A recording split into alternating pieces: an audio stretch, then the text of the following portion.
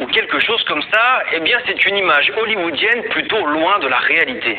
C'est en fait une pratique qui oscille entre religion, spiritualité, philosophie de vie et qui est pratiquée par des millions de personnes à travers le monde.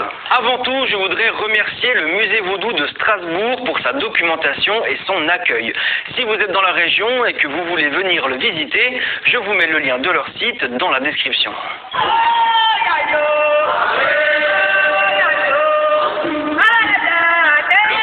Sous la forme qu'on lui connaît aujourd'hui, est apparu au cours du XVe siècle en Afrique de l'Ouest dans le royaume du Dahomey. C'était un royaume situé dans le sud du Bénin qui a disparu en 1894. Il est le résultat d'une rencontre entre les cultures de différents peuples, les Yoruba, les Fon et les Ewe.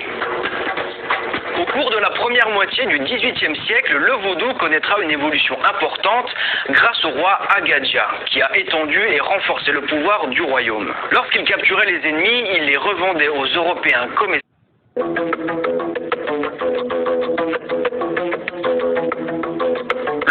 c'est une manière d'appréhender le monde immatériel. Dans toutes les traditions spirituelles ou ésotériques, il est considéré qu'il y a un autre monde matériel et qu'il existe un monde immatériel sur lequel vivent des entités. En fonction des traditions, le concept varie un peu et les choses sont nommées différemment, mais le principe de base est le même. Dans le contexte du vaudou, le monde immatériel est peuplé des âmes des anciens, d'esprits et de dieux. Et toutes ces entités peuvent intervenir sur notre monde matériel. Ce sont des forces qui déterminent le cours de l'existence et il est possible de s'attirer les faveurs de ces puissances pour aiguiller nos vies. Pour ça, il faut fabriquer des objets qui permettront de capter les énergies des entités vivant dans le monde immatériel. Il peut s'agir de sculptures en bois, de masques, de bâtons, de bouteilles, d'autels, d'amas de matière indéfinissable ou encore de tissus cousus. Bref, les possibilités sont infinies car ce qui compte vraiment, c'est d'avoir un activateur. C'est une composition à base d'herbes qu'il faut fabriquer à l'abri des regards et mettre dans une fiole ou un petit baluchon. Ensuite, on attache la fiole à l'objet ou si c'est un autel, on peut l'enterrer en dessous et la composition à base d'herbes va activer l'objet et capter les forces mystiques.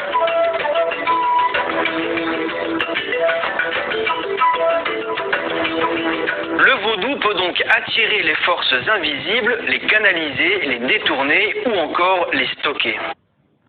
Le vaudou va tracer des signes qu'il va ensuite interpréter.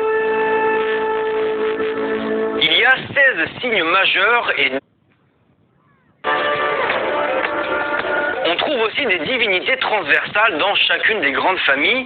Il y a par exemple l'Egba qui est le médiateur du Panthéon ou encore Gou, le dieu des forgerons et du fer. Toutes ces divinités reflètent des forces naturelles, des ancêtres divinisés et des puissances spirituelles. Il est parfois admis qu'au-dessus de tous ces dieux, il existe une entité qui dépasse l'entendement et dont on ne peut soupçonner l'existence. Il est impossible de concevoir sa matérialité et au final, tous les vaudous peuvent être la manifestation de cette entité.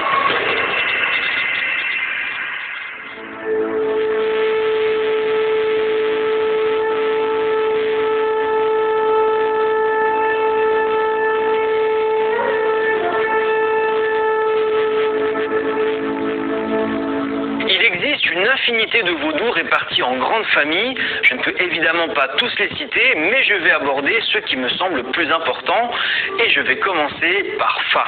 Fa est le vaudou de la divination. Il est l'intermédiaire entre les hommes et les dieux et son rôle est d'informer les hommes de ce que le destin leur prépare. Dans le Panthéon, il est entre les dieux et les hommes. Fa a donc une place extrêmement importante dans le panthéon vaudou, mais il ne serait rien sans son messager Échou.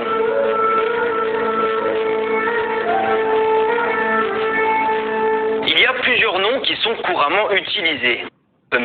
Il est le principe dynamique de la vie et son culte se prête à l'idée du changement. Sa représentation en poterie mâle et femelle indique qu'il peut travailler sur les opposés et sa forme de serpent indique qu'il est en perpétuel mouvement et qu'il agit pour le changement.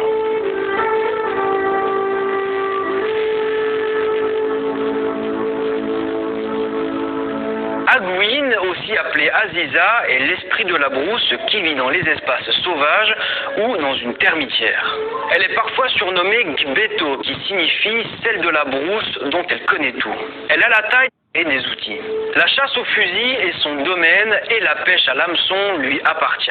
Elle peut être représentée par n'importe quel objet métallique, mais son symbole de prédilection est le sabre courbé qu'on appelle goubaza. Il peut donner la mort, mais aussi la vie en coupant le cordon ombilical. Pendant une séance de possession, l'adepte Gou est vêtu en rouge. Il porte un sabre ou une machette, marche de manière saccadée, tout en laissant échapper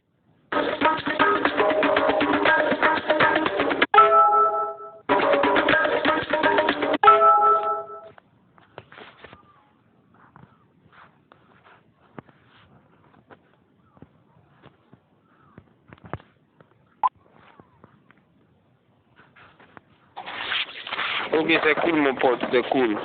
Mais tiens, c'est bizarre, tu as chu pour nous laisser la Kisha. Tu veux pas rester nous là. Non, c'est pas ça, c'est la famille qui a demandé, donc là, j'étais obligé de se mettre.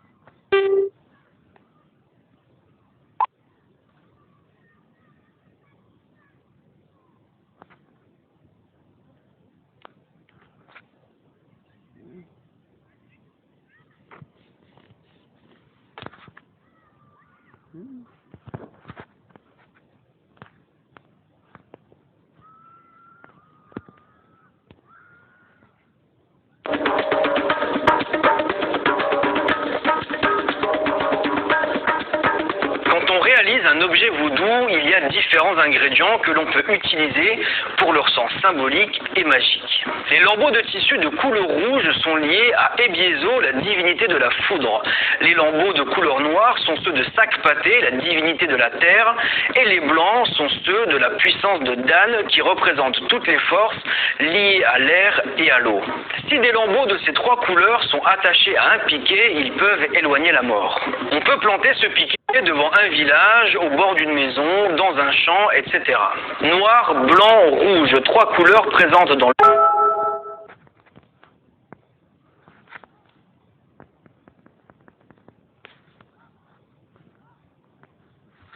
l'univers vaudou, qui va certainement vous faire penser à une autre discipline. On trouve également des poudres de différentes couleurs qui sont soufflées sur les objets, des poudres rouges, bleues, orangées, etc. La poudre bleue, par exemple, signifie que l'objet est en relation avec Gabara. C'est un vaudou doté d'ubiquité, il peut se déplacer instantanément auprès de la personne concernée, que ce soit pour l'aider ou pour lui nuire.